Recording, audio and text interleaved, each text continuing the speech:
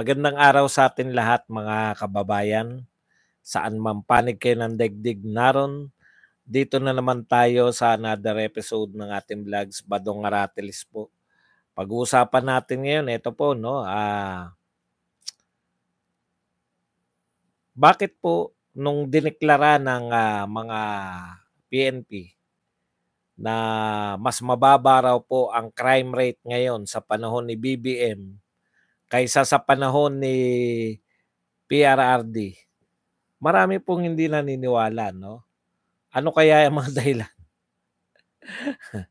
Pag-usapan din po natin, baka tayo nalilibang, naabot na po natin record-breaking, pinakamataas na pagkakautang ng Pilipinas. Alam nyo, unang taon ni BBM, kala mo, yung mga tao niya, mahilig talaga sila mag-manipulate ng, ng mga data, no?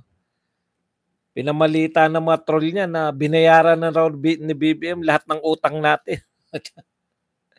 Yung palang katotohanan ay pinakamalaking pagkakautang ng Pilipinas. Naranasan po natin ngayon 15.8 trillion. Ayan. Teka lang, baka para sigurado lang tayo. Ang ano na po ng Pilipinas ngayon ay 15.89 trillion pesos na po ang utang. Binabaon tayo sa utang ni BBM. Okay. At iba pa pong mga balita, pero bago yan, kung bago ka pa lang dito sa ating channel, mag-subscribe ka na. Dahil ito lang ang tanging channel na may kinikilingan, may pinapanigan, una sa balita, huli sa impormasyon, kaya ano pang hinihintay nyo? Pindot na. Okay, pag-usapan natin, no, yung mga balita, kung ano na lang po ang unang dumating dito.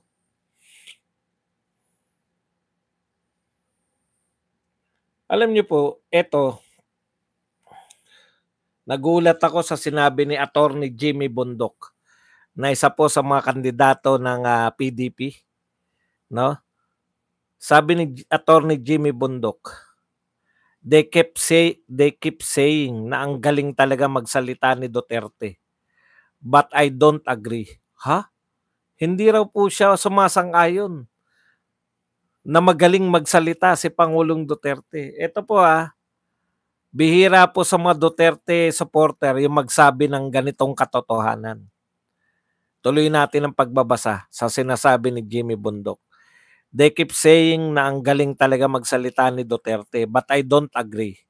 In fact, his words fail to express the true value of his leadership and service. Ayun naman pala, no? Yung pananalita ni Pangulong Duterte ay kulang kumpara sa ginawa niyang serbisyo at yung kanyang yung hindi sapat yung mga salita niya para sa sinerbisyo niya sa bayan at sa kanyang leadership. The only reason he wins argument is because his words are rooted in truth, true love. Ganda, no? Kaya po nalanalo sa mga argumento si Tatay Digong dahil siya ay nagsasalita ng katotohanan at ng may pag-ibig. Katotohanan at pag-ibig o true love. Ganda ng pagsisimula natin. Maraming salamat, Attorney Jimmy Bundok, no, sa pagpapaalala.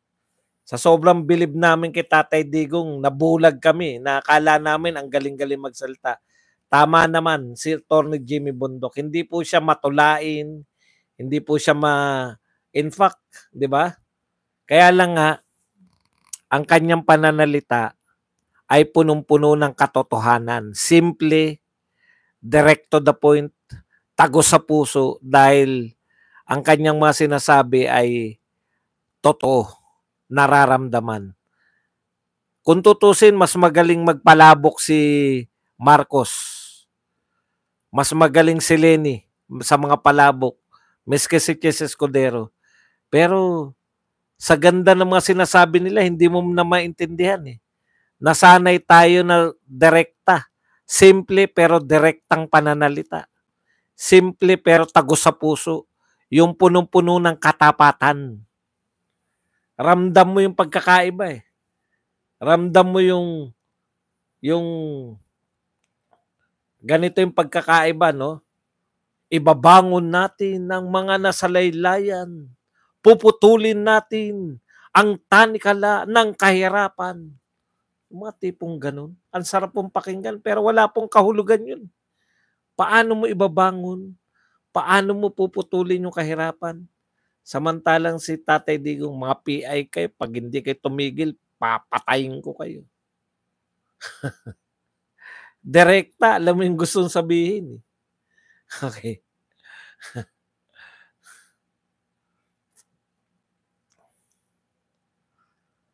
Punta po tayo dito sa iba pa. Ito na po, yung topic po natin. No? Ito, araw-araw po, araw-araw, magmula nung kinabukasan nung after na mag-testify si Tatay Digong sa Senate, araw-araw po,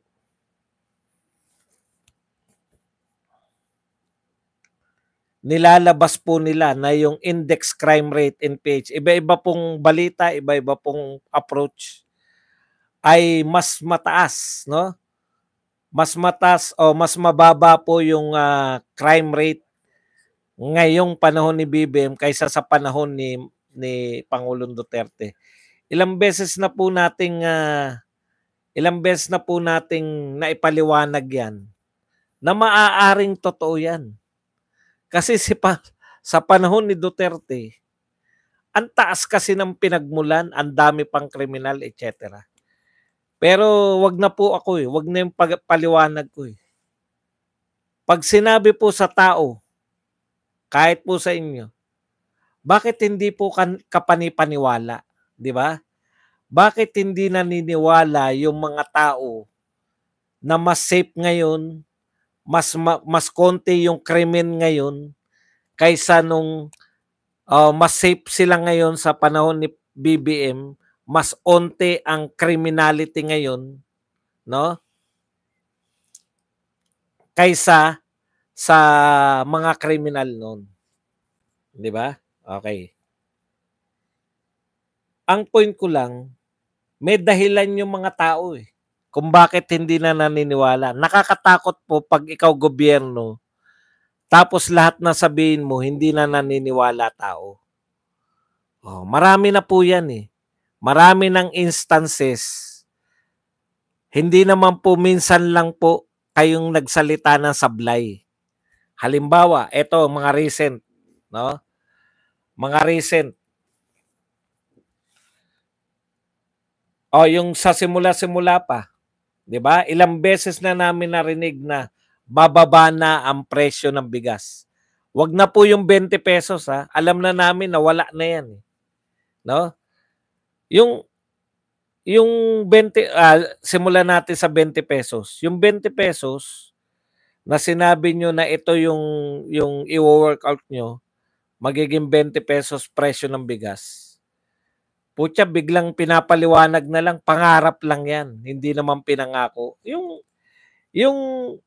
nilalaro lang tayo sa mga pananalita. Ibig sabihin, pag pangarap, hindi na matutupad. So, dapat tatanungin muna namin, ano ba to, pangarap lang o pangako? Kasi pag pangako, ano ba pagkakaiba raw ng pangarap at pangako? Ang pangarap po, hindi matutupad. Di ba? 20 pesos, pangako lang daw yan. Hindi matutupad. Ano ay pangarap lang yan? Ano naman po yung pinangako ni BBM? Ibig ba sabihin matutupad? Hindi rin. Pareho lang. Kaya nga, pinaiikot lang tayo Di ba? Parang yung nagkwento, yung may nagtanong, kanino po tong dalawang kalabaw na to? Alin po diyan? Yung yung maitim o yung medyo maputi? Ito pong maitim, kanino po to? Sa akin po yan. Etong medyo maputi, ay akin rin yan. Di ba? Kanino tong bangka na to? Alin po diyan sa dalawang bangka na yan? Yung po mas malaki o mas maliit. Ito pong mas malaki, kanino to? Akin po yan. Etong mas maliit, akin din yan. Wala rin pagkakaiba eh. Nilalaro lang tayo, pangarap o pangako. Both na pangarap at pangako, hindi rin matutupad. No? Hindi rin siya matutupad. Okay. Marami na po yan. 20 pesos na bigas na naging 29. Tapos yung parating na yung ICC na hanggang ngayon na-adjust lang yung araw. Tapos maghanda na yung mga tututukan natin yung mga nagpapataas ng presyo, mga smuggler, etc. etc. Marami na pong salita kasi ang ating gobyerno. And very recent na sinabi nila, yun pong nabawasan yung mga mahihirap. No? Sabi, ano po yung katwiran, bakit daw nabawasan? Una, nagdeklara si Gadon. Yun pong alleviation chip. Papa Gadon. Sabi ni Gadon, haka-haka lang yung kahirapan eh. Haka-haka lang daw yung kahirapan. Tapos naglabas po sila para patunayan na haka-haka lang yan. Pag ikaw ay may 64 pesos, 64 pesos na kinakain sa loob ng isang araw, ay mayaman ka na. 21 pesos, mahigit, mayaman ka na. Kada kain. O, yun po yun eh. Sino po naniniwala na nabawasan yung kahirapan? Yun pala, kaya nabawasan yung kahirapan, hindi ka na mahirap kung ang budget mo sa pagkain ay 64 pesos a day. So lahat talaga tayo. Lahat talaga tayo ay mahihirap, ay mayayaman. Kaya natin kumain. Isang kainan lang nga yan, 64 pesos. Sa kwenta nila, 64, tatlong kain. Mayaman tayo lahat. Kaya, yan po yan eh. Yung data ninyo, no? Yung mismong data ninyo, yung nagdududa na yung mga tao. Saan nyo ba kinukuha yan? O, sabi pa nila, mababa na po ang inflation rate. Putya, hindi nga tumataas yung presyo. Ang interpretasyon nila ng mababa yung inflation rate, bumababa na yung presyo ng mga bilihin. Wala nga maramdaman yung tao. Ano to Opisyal. Opisyal na pahayag to Oh. Anong sabi ng mga tao? Kalokohan yan. Di naman bumababa yung presyo ng bilihin. So, dalawang pagkakataon, nababawasan yung mahirap, bumababa yung presyo ng bilihin, hindi yan nararamdaman ng tao. Pero opisyal na pahayag yan ng pamahalaan. Opisyal na record yan. Sinabi nila yan. O, ikatlo. Putya, patuloy na bumababa ang rating ni BP Sara. Si Marcos at Martin naman patuloy. In fact, sa Okta search ngayon, kulelat na si BP Sara. Sa 4 na pinakamataas, siya na kulelat. Kaya, ang dami pong pagdududa ng mga tao sa mga pinapahayag na datos. Mamaya babalikan natin yung Okta Arts Research. Ngayon sasabihin nila na mababa na raw yung krimen. Mas mababa raw yung krimen, mas tahimik daw ngayon, mas konti daw yung kriminal ngayon kaysa nung panahon ni Pangulong Duterte. So dahil po dito sa mga unan yung pahayag na hindi katanggap-tanggap sa tao tulad ng kahirapan, tulad ng mababang presyo ng bilihin, tulad ng umuunlad yung Pilipinas, at tulad ng mataas kayo sa survey, hindi na talaga kapanipaniwala kahit totoo pa. Alam niyo yun? Di ba may kwento na The Boy Who Cried Wolf? Puta, 64 pesos, hindi ka na mahirap. Talagang dadami ang mayaman. ₱64 budget ng isang tao sa pagkain. Mayaman ka na, hindi ka mahirap eh. Ano tawag sa'yo? Kaya kinu-question ngayon, bakit naman anong uri ng pagre-report ng PNP para lang mapababa yung kriminalidad natin? Okay, pero ang totoo po na kung bakit pinagdududahan yung mga sinasabi ninyong mababa ang krimen kaysa kay Pangulong Duterte, yung nararamdaman mismo ng tao. Yung pang-araw-araw. Yung pang-araw-araw nating kalagayan. Yung kaba ng magulang pagka hindi na, ay ako, may bunso pa ako eh. Pag yung anak ko, alimbawa, uuwi ngayon, tapos gabi na, wala pa. Kahit wala ako sa bahay, chine-check ko, nariyan na ba? Tapos, mawawalan ng cellphone dahil nalobat. Kabadong-kabado ka eh.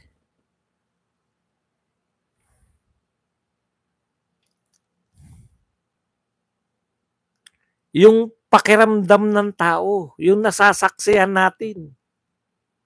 Matagal na pong nawala yung mga krimen na yung mga nararanasan nating krimen ngayon, halimbawa po yung pagbalik ng mga adiksyonist. Alam niyo po yung pagiging tahimik nung panahon ni Tatay Digong, talagang as in wala na sila. As in wala na sila sa mga kanto. Ngayong nariyan na naman, kakabaka-baka na naman. No? Kaya ang hirap pong papaniwalaan eh. Maaring hindi na i-report sa inyo. Sino ba naman yung magre-report, di ba? Real talk po. Sino po yung magre-report na kinorsunada ka ng adik? Binatukan ka, hiningan ka ng 10 piso. Hiningan ka ng 20 pesos. Kinorsunada ka, sinapa ka lang. Ang una mong gagawin, hindi naman maghanap na marereklamuhan eh. Una mong gagawin, makatakbo eh. Makaalis ka dun sa lugar na may mga adik eh. Na kumukursunada sa'yo eh. Yung ba naman sinapa ka ng adik? Kinursunada ka. Sa tingin nyo, pupunta pa yung tao na yun? Yung bata na sinapak ng adik, pinagtripan? Pupunta pa sa police station? Hindi po yung kinakailangan na patayan noon. Eh ngayon din naman pati mga patayan, kitang-kita natin, nawala na po dati yan eh. Hindi ba na-shock tayo lahat na may mag-asawang binaril sa bus? Yung kung gaano po kawalan na ng anong tawag doon? Wala na pong walang pakundangan. Yung wala nang takot yung mga kriminal. Hindi ko po alam kung paano po nila sinusukat yung krimen. Yung krimen po ba, ito nakikita ko niyan eh. Kung totoo po yan datos ng PNP, mahirap po kasing no? Mahirap pong pabulaanan yung official data. Pero ang tanong ko po, ngayon po kasi halos na-eliminate na natin yung mga krimen, yung mga NPA. Marami po ngayon yung mga dating mga rebelde, gumagawa rin po ng krimen yan eh. Natatandaan natin bago po umupo si Pangulong Duterte, usong-uso po yung mga krimen ng mga abusayap, di ba? Ang dami pong krimen eh. Mga abusayap, kidnap for ransom, nawala na po yan eh. May naririnig pa po ba kayo nung panahon ni Pangulong Duterte mga kidnap for ransom ng abusayap at ng iba pang mga rebelding grupo? Ang tanong ko, yung mga rebelding grupo ba, pag gumawa ng krimen, natatala ba yun noon? At ngayon? Doon na lang eh. Sa krimen na kinukumit ng mga rebelde. Dahil halos, tignan nyo po halos nawala na po, na-eliminate na po ni Pangulong Duterte. Halos hindi ko sinasabi na eliminate na. Halos wala na po yung mga rebelde. Ano man yan. at saka mga tulisan, na-eliminate na po ni Tatay Digong eh. 'Di ba? Dapat nga yun yung problema. Ito problema ko eh. Bakit tuwing magre-report kayo, laging sinasama nyo yung panahon ni Tatay Digong? Tanong ko lang, katulad niyan, ire-report nyo lang na malisyoso yung pagre-report. DILG nagre-report ngayon eh. Bakit po malisyoso? Pwede ba sabihin nyo lang na bumaba ang krimen ngayong panahon, mababa ang krimen ngayong panahon ni Pangulong Duterte ay Pangulong Marcos? Maunawaan mo yan kasi marami na pong mga na-eliminate na kriminal o na wag na eliminate, masama, magagalit yung mga taga-human rights. Marami na na-neutralize. Yung mga rebelde na lang eh. Men, panahon ni Pinoy, mayat maya po tayo, mga naunang presidente, hindi lang po si Pinoy. Pati po kay Erap, di ba? Abu Sayyaf, MILF, maraming krimen na nagaganap dulot ng mga rebelde o mga tulisan pa yung iba. Siyempre, may definition pa rin rebelde at tulisan. Pero, krimen din yun eh. Pero dahil sa pagsisikap ni Pangulong Duterte, nagkaroon ng NTF-L Cup, nawala na pati yung mga krimen na dulot ng mga rebelde. Hindi ba dapat natutuwa kayo na dahil may matinong Pangulo na yung kriminalidad, hindi lang po droga. Kasi kung droga at droga, paulit-ulit na tayo dyan eh. Ayon nga kay Abalos. Ngayon 7 sa 10 krimen ngayon ay dulot ng droga. Ngayon. Bumalik na po bang droga? Ay, noon pa yan. Ano po ibig sabihin natin? Mababawasan talaga yung krimen pero hindi po yan dahil kay BBM. Yan po yung direktang epekto ng mga ginawa ni Pangulong Duterte nung panahon niya.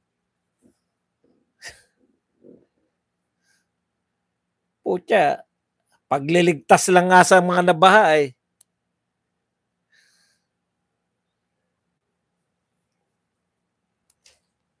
Pagliligtas lang nga sa mga nabaha, hindi kaya eh. Kumakamot lang ng ulo, sabihin nyo pa na napababa ang krimen nang sa kanya. Ang taas po ng kriminalidad na minana ni Duterte. Ang minana ni Marcos kay Duterte, ang baba na po ng kriminalidad. Tanungin nyo pa yung mga pulis. Tanungin nyo sa atin. Kasi wala naman pong ganon ng krimen kay Pangulong Duterte, di ba? Nakakasyak nga yung mga krimen ngayon. Katulad ngayon, yung mga kidnapping. May kidnapping na naman uli. Nalawala na yan ng panahon ni Duterte. Hindi na nga natin na naririnig yung Abu Sayyaf sa panahon ni Duterte.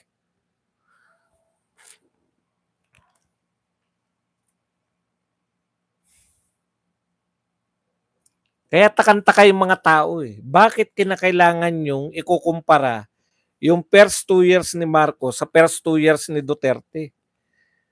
Ang sagot ko dyan, kasi insecure tong gobyerno na to. Hindi nila pwedeng ipagmalaki yung ginawa lang nila nang hindi nila sisiraan yung mga Duterte.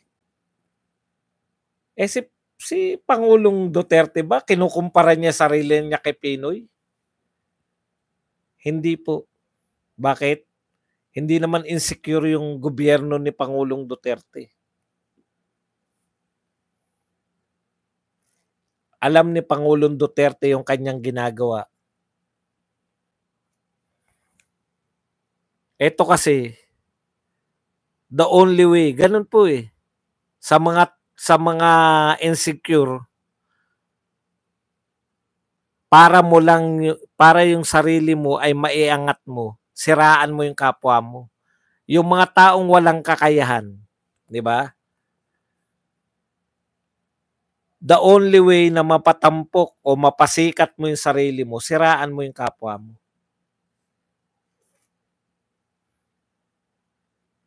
Kaya yung mga sip-sip, dalawa yan eh.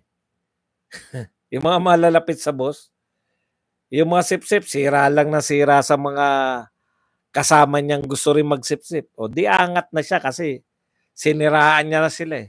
Pero meron namang sip-sip na kaya nagugustuhan ng boss kasi trabaho lang ng trabaho. Yun yung mga sip-sip na may trabaho, marunong magtrabaho. Sip-sip pa rin talaga. Di ba? Yung mga walang ginawa, yung mga leader na walang ginawa kundi siraan yung dating leader, napaka-insecure niya sa kanyang leadership. Ano kinalaman pa ni first 2 years ni Duterte? Made na si Duterte. Lahat na nagawa niya, hindi na mababalik yan. Bakit inuungkat nyo? Mas maraming krimen ang nalutas ni, mas mababa raw ang krimen ngayon. Paano hindi bababa eh? Natapos na yung problema natin sa Abu Sayyaf at iba pa mga kriminal. Oh, natakot yung mga kriminal, lalo na yung sa droga.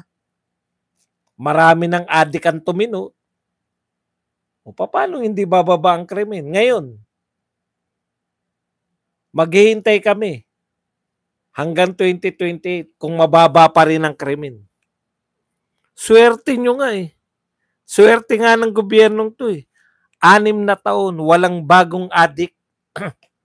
Kawawa na naman si BP Sara. Susugpuin niya na naman yung mga adiksyones eh.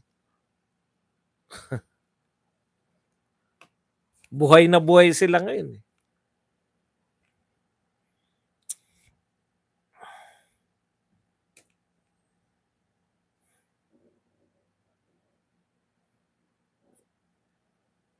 Okay. Nawala yung aking kodigo. Teka lang ha. Nakita nyo ba? Yung pagkakaiba ni yung scriptwriter ni kitang-kita sa video ngayon eh. Yung laging nasa likod pala ni Risa Ontiveros, yan yung abot ng abot sa kanya ng papel ng mga sinasabi niya sa hearing, ng mga itatanong niya. Magaling na eh. Artista kasi. Dating artista yan kung hindi nyo pa alam eh, si Risa Ontiveros. Ang galing, no? Ang bilis mag-abot sa kanya ng papel, abot ng abot, mayat maya. Ang alam ko po sa mga assistant, kung ikaw talaga yung may control ng usapan, tatanungin mo lang assistant mo, lika, bigyan mo ako ng hanapin mo yung data ng ganun para bubutatay natin to. Hindi sa kanya eh. Parang yung assistant niya yung nagbibigay ng mga sasabihin niya eh. Script niya eh. Mayat maya tuloy-tuloy eh. Yun yung magaling kay Risa dahil dating artista, talagang pag nagbigay, walang parang walang inabot na script eh. Marunong nang magbasa talaga eh. Kaya hindi, pag binabara po siya, hindi niya kayang sagutin eh. Okay. O katulad po niyan, nung nilabas po nila yung konti lang yung umuunti yung mahirap, biglang naglabas yung SWS na pinakamaraming nakakaranas ng kagutuman ngayon. 'Di ba napaka-contrast? Sabi ng data ng gobyerno, maraming graduate sa pagiging mahirap. Hindi na mahirap ngayon. Marami. Tapos bigla naglabas yung survey, yung totoong survey na SWS. 'Di ba? SWS tsaka hindi po totoo dahil sa sila, meron na silang track record. Dekada na sila eh. Halimbawa, kumpara natin yung mga survey. Halimbawa, Okta Search, tsaka Tungkol sa Asia, pareho nilang sinukat. Parehong third quarter. Pareho nilang sinukat yung trust rating ng mga matataas na pinuno. Sa 4 na matataas, President, Vice President, Senate President, tsaka Speaker of the House. Sa Okta Search, kulelat si BP Sara. Sa 4, wag na natin sama yung Supreme Court kasi sa isang search wala siya eh. Sa 4, kulelat si BP Sara sa Okta Search. Pero sa Pulse Asia, nangunguna si BP Sara. Sino paniniwalaan nyo? Ang Octasearch, 5 taon pa lang yan. At nagsimula po yan, COVID lang po ang sinesearch niyan. Same tao pa rin, sila pa rin. Samantalang yung Pulse Asia, 25 years na silang nagko-conduct ng survey. Ibig sabihin, tumagal sila ng 25 years. Eto, 5 years pa lang, wala pang track record to. Pero sino po ang labas ng survey? Etong Octarch. Alam nyo na kung bakit. Okay. O katulad po niyan, naglabas sila ng maraming natanggal sa kahirapan. Bigla naglabas yung SWS. Mas matagal yung SWS kaysa Pulse Asia. Bigla naglabas yung SWS na maraming nagugutom na Pilipino ngayon. Durug-durug sila. Ito po, pagkalabas nila na ay yung crime rate, naglabas naman po to. Ito pong Numbeo. Sabi po, Manila crime rates rises. Worst in Southeast Asia. Numbeo Crime Index. Lumabas po to October 30, 2024. So worst po tayo sa buong Southeast Asia ayon sa Numbeo. Tignan nyo nga. Pero ayon sa atin, kaya laging may contrast eh. Bukod po sa hindi natin maramdaman yung sinasabi nilang pagbaba ng krimen, ito po, sa international, number 1 naman tayo sa pinakamataas na crime rate sa buong Southeast Asia. Eh yan po, pinanilo. Yan ang titignan ng mga di ba, ng mga investor. Puta, number 1 pala kayo sa crime rate. Ha? Okay, at higit pa dyan, government debt hits record high. O bago lang din po to, October 31. 15.89 trillion. Bakit po pataas ng pataas ang ating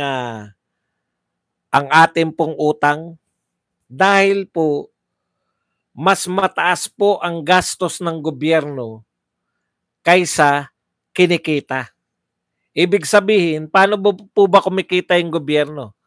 Taxes, pagpasok po ng mga remittances ng OFW, at pagpasok po ng foreign investors. Oh.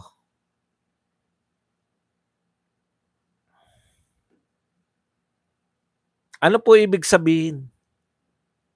Mas malaki po yung pumapasok na pera, ay mas malaki po yung ginagastos natin kaysa pumapasok na pera. Eh, ayuda pa lang eh. 600 billion na ngayon. Hindi, 500 billion ngayon, 600 billion sa susunod na taon. Meron pang 300 billion na hindi mo maintindihan kung naayuda din. Sila lang gumagawa ng mga pangalan eh. Bali 900 billion, hindi mo alam kung saan gagamitin na ayuda. Ayuda ng ayuda, mga kapatid. Bakit ayuda ng ayuda? May pandemya ba? Pero yung binaha, nakakita po ko,